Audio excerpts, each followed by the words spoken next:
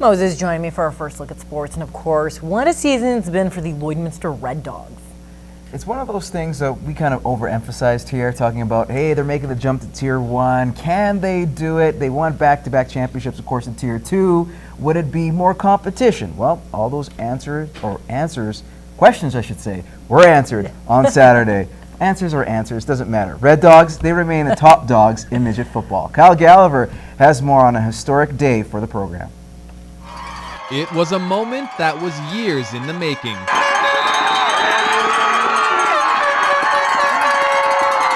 I'm almost speechless. I don't know what to say. I'm so happy for these guys. They worked their butts off this year, and they just won the biggest trophy in the league.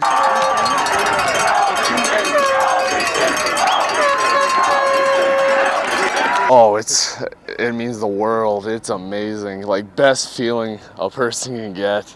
Lloydminster capped off an incredible first year in Tier 1, going undefeated en route to the championship.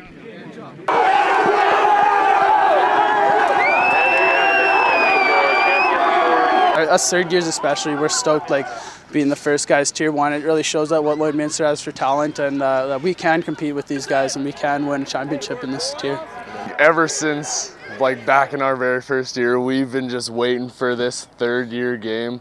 We were just praying for this championship dynasty team, and we could just not be more excited right now. The Red Dogs made a statement this season, not just for the team, but for all football programs in the border city. It just shows that the strides we've made in Lloydminster over the last 5 years, and where we've gotten to, and we're at the same level of talent as these city teams. It's huge. Kyle Gallagher, Newcap Sports.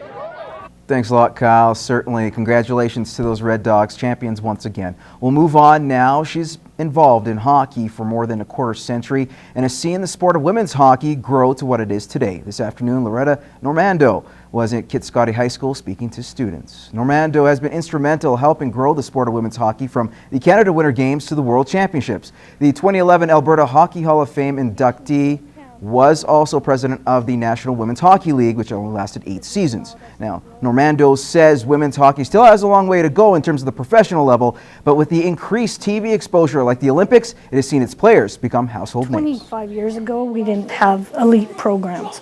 5 years later, we had Haley Wickenheiser playing for Team Alberta at the age of 13 years old, right?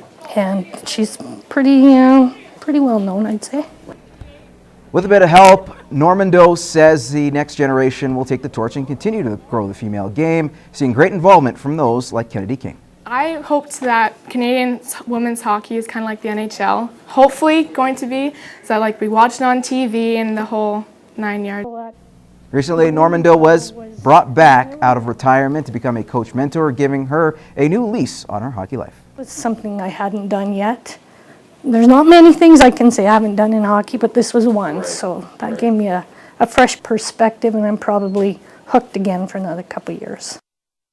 After poor weather conditions canceled their home opener Saturday, the Northwest Prairie Pirates opened their inaugural 2014 season Sunday against the Saskatoon Giants. The baseball Buccaneers got off to a great start, blanking the G-men 6-0 in the first contest. Blake Robinson and Clark Thompson split the duties on the mound, and the two shared the complete game shutout. Now in Game 2, the Giants doubled up on the Pirates 6-3 to drop their record to 1-1.